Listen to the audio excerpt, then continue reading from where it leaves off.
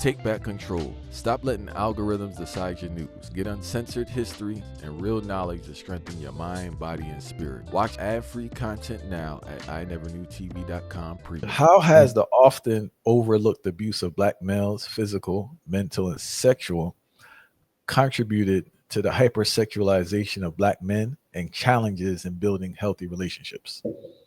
Oh, but I mean that's our lecture itself.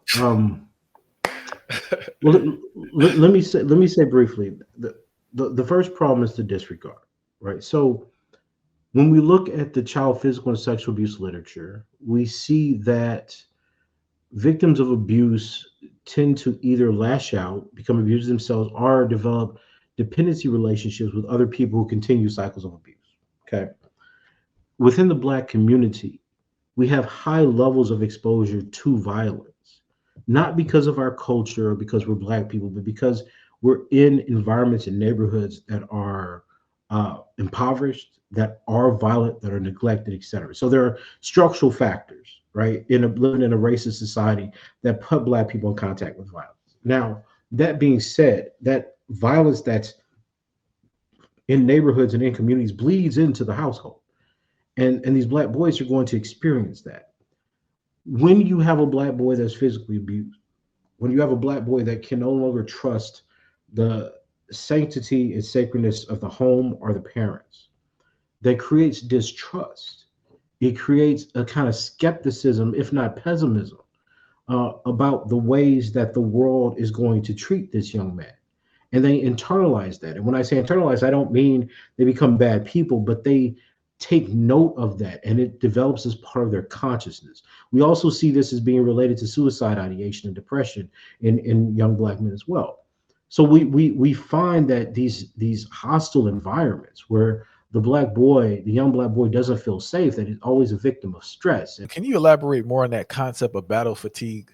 Because many brothers who racial battle city know about it. It's nonstop stress, is nonstop navigating, is nonstop looking around and being strategic with stuff. So can you elaborate on that, please? Yeah.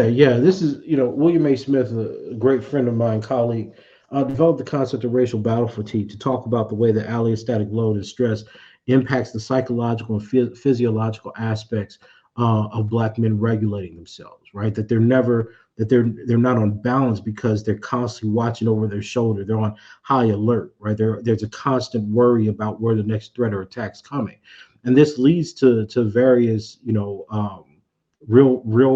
comorbidities, right? High blood pressure, diabetes, lack of sleep, unrestfulness, anxiety, depression. And we have to kind of take note about the way the environment's actually impacting Black men physiologically and psychologically, how our minds are never at rest, how we're never feeling safe, how we don't have security. This becomes a major part of how we start thinking about Black men's mental health and their life chances. So what ends up happening is Black men experience this. Black boys experience this. They experience it in school. They experience it when they see cops. They experience it within home, right? And all of this is activated within a context of abuse, with a context of neglect, a context where people say that Black men and boys don't have real problems, that they're failures naturally. So what we're seeing, just like in the Howard situation with the New York Times, what we're seeing is not them being victims of institutional discrimination. What we're seeing is the manifestation of their inadequacies.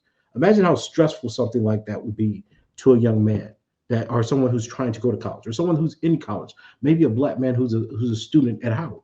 You see, what narrative did the nation, did Black people, did Black pundits give to better understand what this young man is going through, besides the narrative of his failure? See, all of these things work in conjunction to negate the humanity and existence of Black men and boys. So when we don't recognize child sexual and child physical abuse in our communities, it's not us having this kind of battle of recognition as many pundits are trying to make it. It's about how the suffering that no one recognizes is allowed to continue because we won't preserve the safety and humanity of a Black man or a Black boy, right? Like imagine if someone was able to beat you every day, that you had, say, your mother or caretakers, your mother's friends, able to have sex with you at 9, 10, 11, 12 years old, because that's the age group of these young men that are now telling us about this in their 30s and 40s. You see, when and that's what I mean. There's a certain humbleness that comes from talking to victims.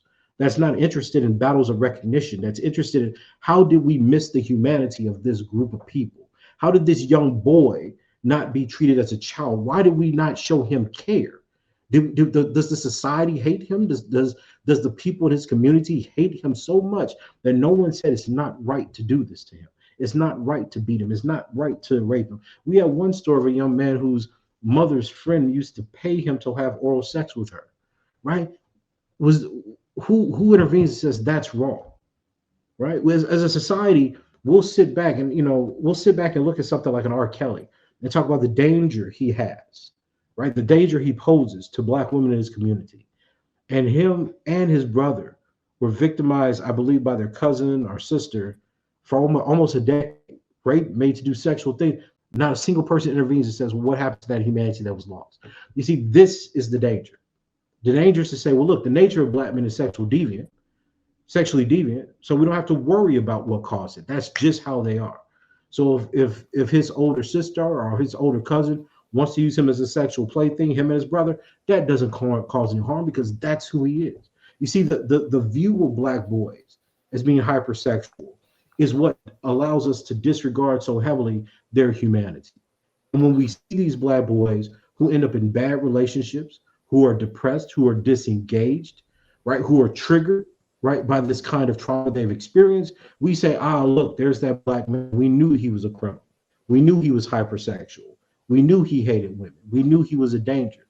The stereotypes form the basis of the logic we use to interpret black male suffering, rather than looking at black male suffering and saying, look at what the suffering is doing to take away from the humanity, the patience, and the peace that these young black men need to navigate a hostile racial world.